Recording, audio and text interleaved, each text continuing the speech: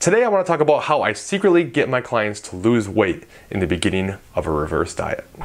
Alright, today I'm going to give away a secret. If you're a client of mine and you've seen this, I'm about to tell you what I did, and I kind of tricked you a little bit. I don't feel bad though. I don't apologize one bit. I done tricked you. So a lot of times what will happen is somebody will go through a fat loss phase for a long enough period of time, and it just gets to a point where if we do something long enough, especially when it comes to actually trying to go through a fat loss phase, it can be a little bit overwhelming, it can be tough. Hormones are going to start to change.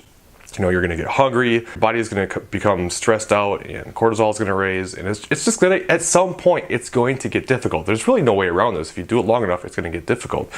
And even if you have more fat that you want to lose, sometimes it just makes sense to stop the fat loss phase, go into a reverse diet, spend some time going through a metabolic building period, trying to build some muscle, get some strength back, you know, eat some more food, and go through all the benefits that come with a reverse diet.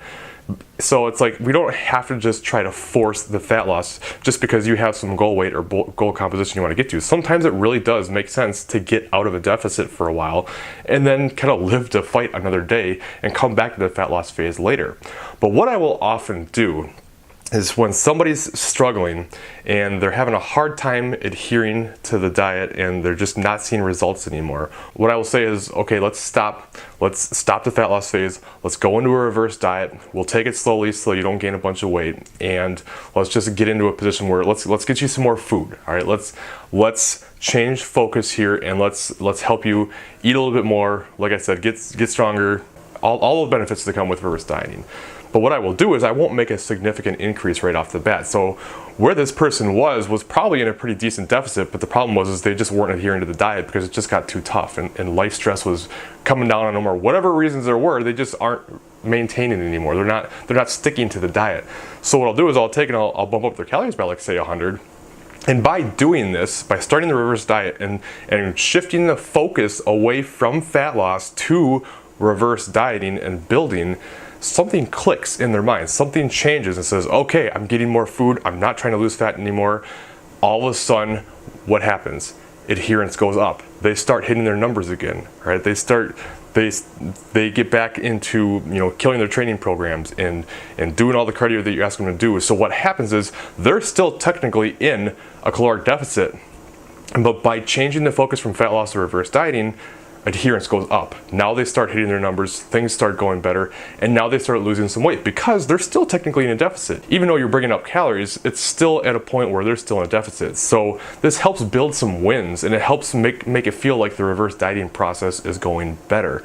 And there's a lot of benefits to this. Now, like, could we make a bigger jump in calories and jump them right back up to what you think is roughly maintenance and go from there? Absolutely. But I just find that for a lot of people, having that small period of time for a handful of weeks in the beginning of a reverse diet and just getting some weight to drop while calories go up is just a really big win mentally, and it just helps them buy into the process and things go a heck of a lot better. So just kind of keep that in mind. Like, if you're going to go through a reverse dieting process, it's not a bad idea to take it slower. You know, a lot of people are starting to argue nowadays that a slow reverse is a complete waste of time and you shouldn't do it. You should get right back into maintenance and then go from there so that you can optimally build muscle and this and that. And I get that. Like, I get the reasoning behind it. I'm not saying it's a bad idea, but I am saying for a lot of people, especially non-competitors and just kind of like general population, you know, just regular fitness lifestyle type people,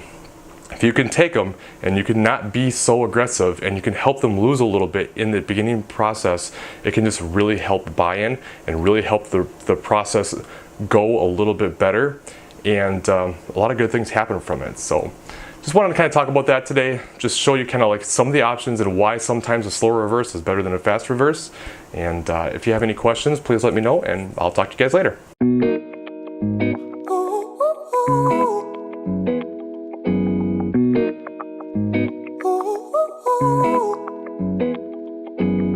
I'm addicted to the love that you're giving. Every minute, every day I've been craving.